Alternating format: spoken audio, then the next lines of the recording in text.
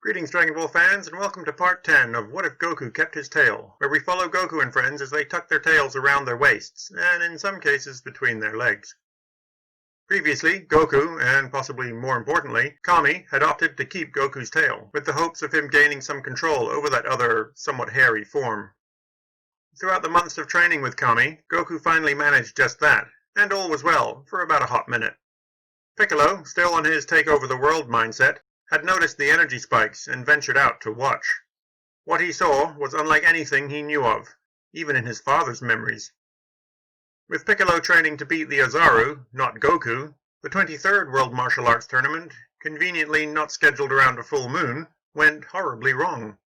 At the end of everything, with Piccolo gloating about the lack of a moon to save him, Goku could do nothing but wish, deep down, for that feeling of what he called the Great Ape.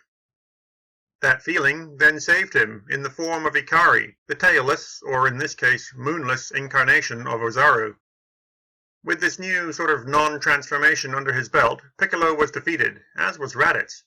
Vegeta and Nappa took a bit more work, but ultimately, with Raditz switching sides, they were beaten as well.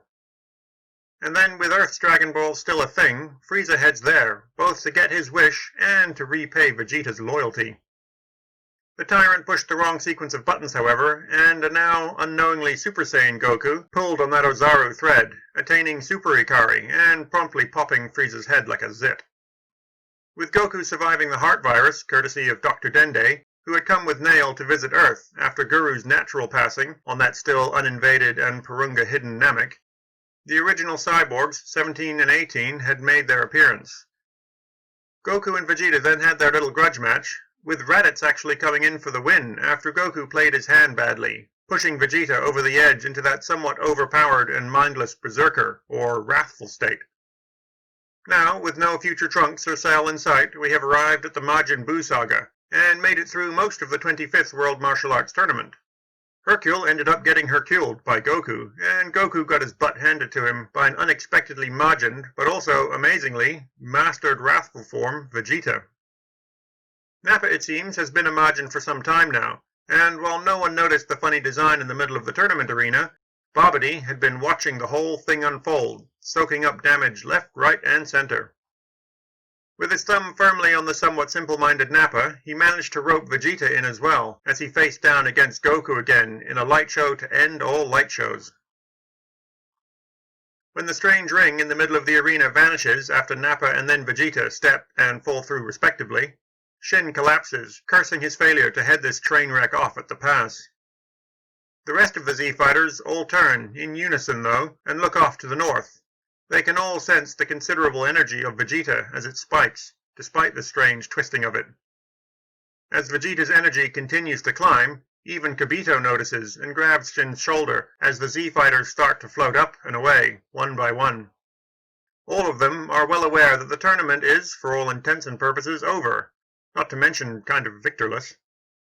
The announcer is busy calling out to calm most of the crowd, while inwardly sighing as he remembers what happened last time Goku and Co. showed up at one of these things, and that Piccolo guy almost blew up the whole arena. Thank goodness their beam thingies weren't aimed at the stands. Whew, that would have been awkward, and expensive. The crowd near the assembled Z-Fighters watch in complete silence as Shin collects himself and flies off after them. With the exception of Mai and Bulma, who can't fly, Krillin and Co., and Trunks and Goten, they have all left by now. After conferring with each other, little Marin climbs off her mum and onto Uncle Ader's shoulder. They say their goodbyes, and the couple flies off too. 17, however, sits there, not overly interested, as Trunks and Goten look back and forth between them.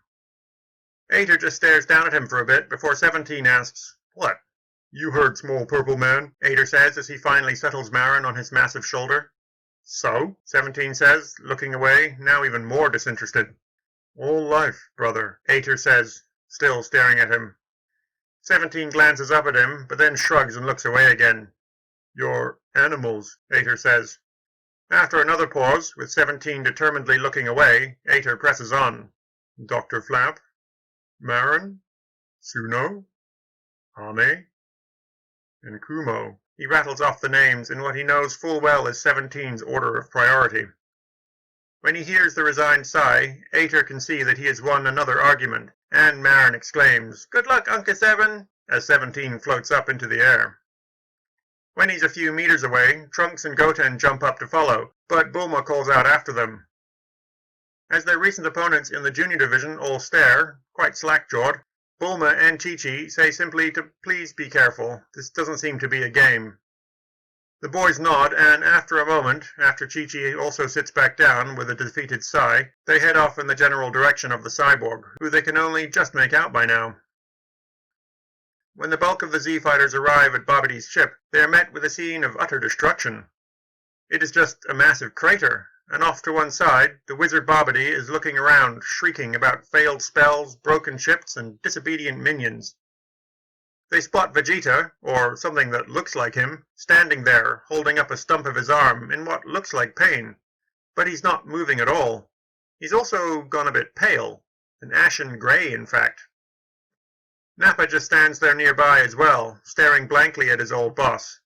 There is also a large red-skinned man and a small white-armored guy, both of whom have clearly seen better days. Shin identifies the diminutive but powerful wizard clone Babidi, and Deborah, the king of the demon realm, to which it's Piccolo's turn to tisk in disgust. And finally, well, he doesn't know who Pui is, but if he's with Babidi, it can't be good. When Deborah breaks away from the impotently raging Babidi to attack them, with Pui, Big Green dives in and the two demon kings clash briefly. Before having no use for such weaklings, or really anybody anymore, Deborah breaks out the spit. The red man smiles when he sees his saliva strike Piccolo's punching arm, and the green man watches in amusement for a moment, and then horror as the stone spreads rapidly up his arm. Piccolo spares a glance down at the not-quite Vegeta, then rips the affected arm off at the shoulder and throws it straight at Deborah, who almost dodges. His own arm, now further damaged by the stone hand stuck firmly in it, he is caught entirely off guard as both the old and freshly grown and rapidly lengthening demon arms come in from a distance to grab at and entangle him. He spits again at the arms that have now wrapped themselves around him, and they again start turning into stone. But, well, there's a lot of demon arm, and Deborah finds that he's kind of wrapped in them from the neck down. Piccolo's eye lasers slice his own arms off, well ahead of the rapidly spreading petrification, and Deborah, now wrapped up in what amounts to 3 layers of solid rock, starts to fall to the ground. He never makes it, though, because Gohan, for one, has seen enough, and with Raditz' Power Ball to backlight the scene and boost them along, they both release a massive wall of ki that engulfs the so-called Demon King, removing him from this mortal realm. As a beaten-up base-form Goku floats down to join them, and Pui is brushed aside by 18 and Krillin, they all stop when Gohan points to the pink cloud that is looking much less cloud-like now.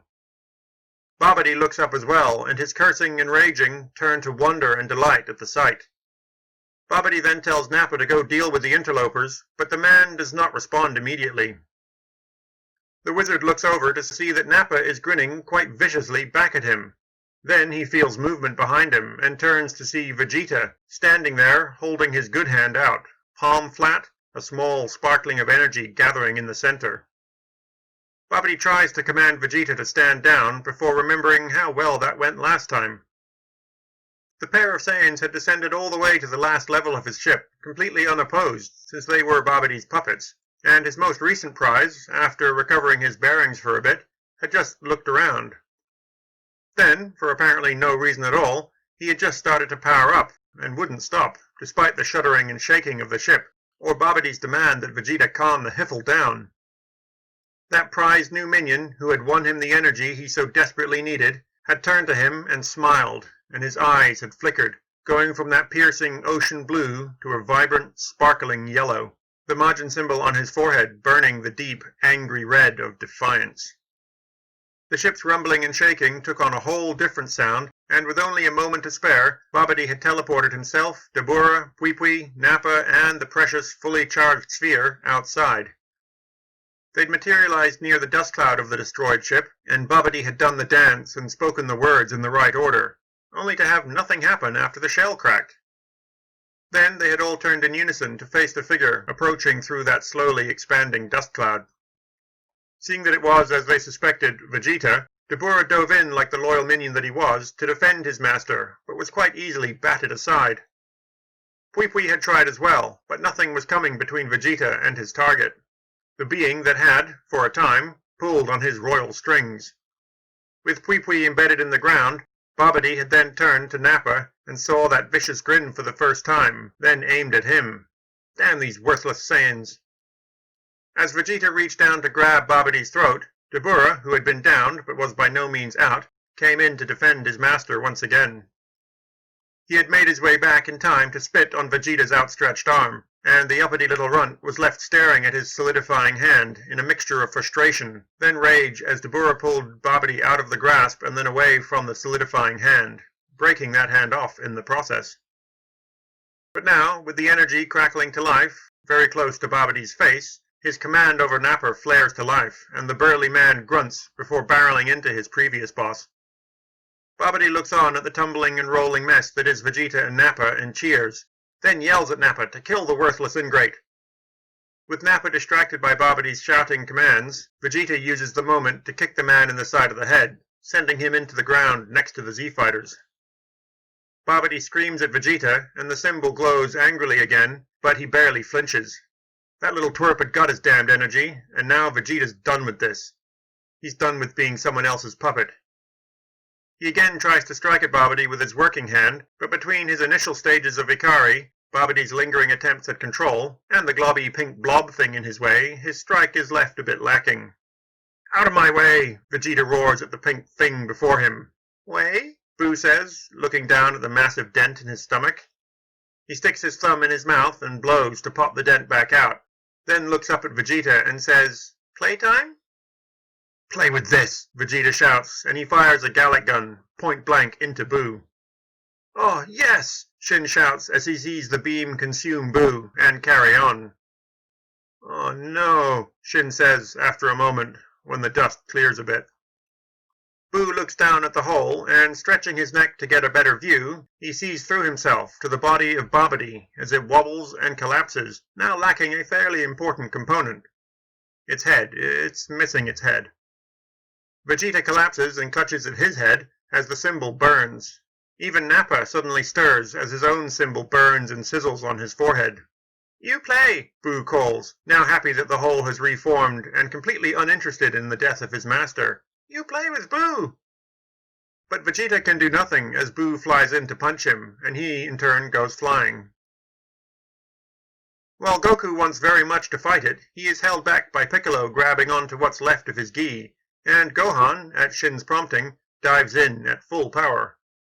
And Raditz watches for a moment, appreciating the ease with which the boy has adjusted to their new form. Piccolo then says that this won't end well, and that he's leaving, but will be back soon. He lifts off, still holding Goku by what scraps of cloth he can, and flies to the west, heading for Kami and Dende's lookout. Raditz then tells Krillin, 18, and the now arrived Trunks to go check on Vegeta, while 17 and Goten should check on Nappa. Raditz meanwhile flexes a bit in what they've taken to calling their primal form, that mastered state of Wrathful that uses a bit of Super Saiyan and those good old Blutz waves to bring out everything they can. He joins Gohan versus Boo, and it is pretty spectacular by all accounts, but the blob just keeps reforming. And if you're wondering why this apparent Super Saiyan 4, or Primal, or whatever it's called here, isn't obliterating Boo, keep in mind that there was no cell fight, and they've all been abusing the heck out of Ikari as a massive crutch. They are all, in general, that much weaker in base than their canon counterparts. Well, not the humans. They're feeling much more relevant, base to base at least. But the Saiyans are all lagging behind a bit with that free ×10 Kaioken stacker. Now combine this with how much energy Boo's sphere managed to collect from Goku and Vegeta's fight prior to being opened, and the resulting overcharge, well, it's a recipe for disaster. At the very least, complications. There is also no instant transmission or handouts in the form of potential unlocks and the like, since Namek wasn't really a thing. Piccolo arrives at the lookout and chucks the worn-out Goku at Dende's feet, then turns to Kami. "I think that time has come, old man," he says, and Kami just nods, already resigned to it. He waits for his apprentice to finish healing Goku as best he can, then, without much ceremony, he hands the boy his staff. "Take good care of him for me, Mr. Popo," Kami says, and turns back to the waiting Piccolo. And with the second flash of Namekian fusion, we will bring Part 10 to a close. If Piccolo's arm strike was enough to damage a weakened Dabura, how do you think his fusion with Kami will work out? Can Gohan and Raditz deal with the somewhat overcharged Buu, or will they need some help? How do you think Vegeta will fare, now missing a hand? With Babidi dead, will Nappa and Vegeta be free of the wizard's influence? Well, find out next time on Dragon Ball. What if Goku kept his tail?